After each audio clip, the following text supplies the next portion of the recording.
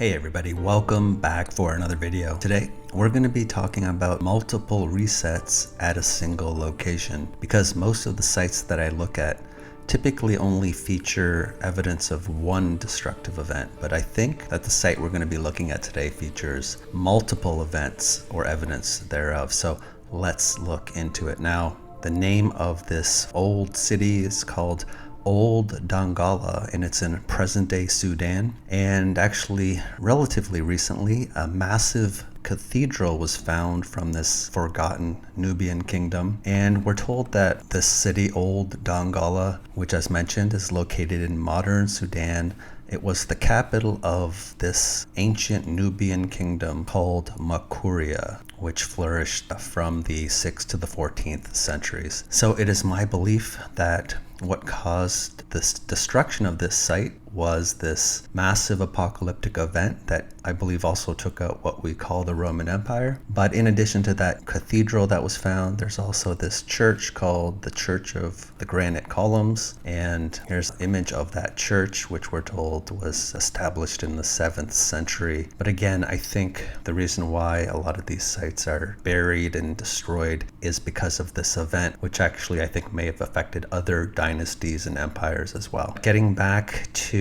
Olde Dongala, if we move forward in the timeline, I'm actually really interested in evidence potentially for a second destruction event, which I talk about, usually associated with the 1700s, this early colonial period. Well, it turns out that after the fall of that Korean kingdom, we're told a different group takes power, the Sultanate, and we're told they inhabited the area largely in the 16 and 1700s. And unfortunately, the origins of that sultanate are not clearly known. But what we do know, or what we're told anyway, is that by the late 1700s, early 1800s, we're told that this city was definitively abandoned and its ruins were left to the desert. So it's my speculation that this city wasn't just abandoned, it fell victim to this more recent destruction, a second reset. And I'm gonna give you some potential reasons why I think that. It turns out, yeah, this site is in a state of remarkable preservation. There's these ruined houses which have been unearthed. And it also turns out that this most recent period that was occupied by this sultanate, turns out that it is the least explored part of Sudanese history. Just interesting. Now,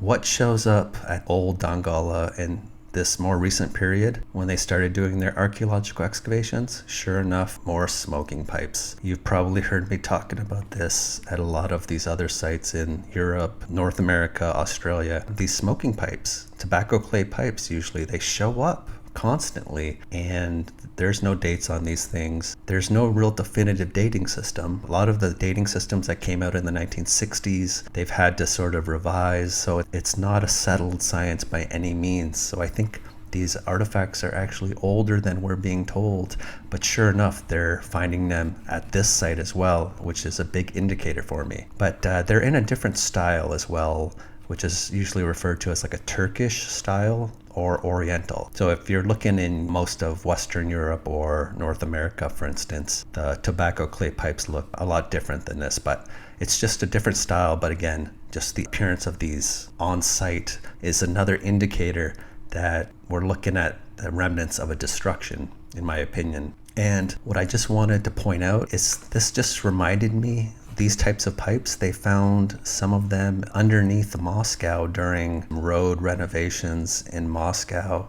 And they found, I think, 20 of these more Turkish style pipes. They found them way down below street level, and they rested at a depth of 830 centimeters. And I looked that up.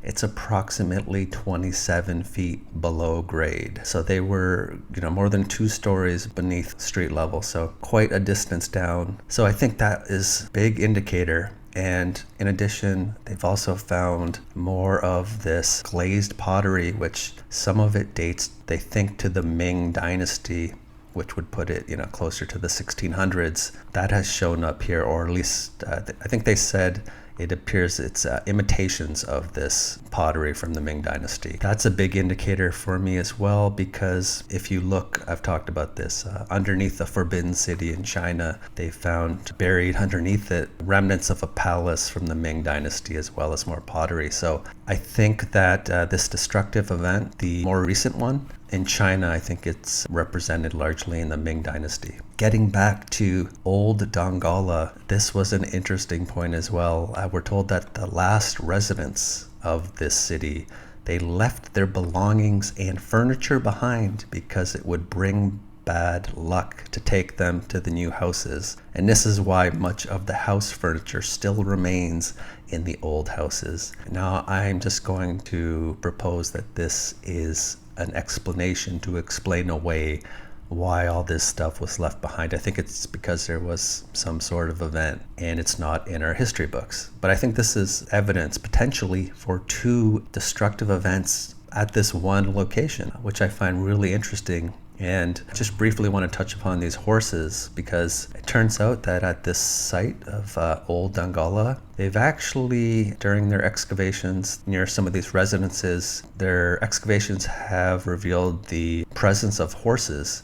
And I guess the city was once famous for horse breeding. And it turns out there's actually a breed of horse called the Dongala, which is, I believe, near extinct. Just something of note, because I looked a bit more into the breeding of these horses and it just led me down another avenue, and we're kind of veering off a little bit here. But in North America, we're told that horses went extinct thousands of years ago, and it wasn't until the Spanish reintroduced them in the 1500s that they start repopulating the North American continent. But some interesting research has come forth that indicates that Native Americans were actually using horses of European descent long before European colonizers arrived in the American West. So that is an interesting find. Native American communities rode, cared for, and lived alongside horses nearly a century earlier than European records suggest, a new study finds.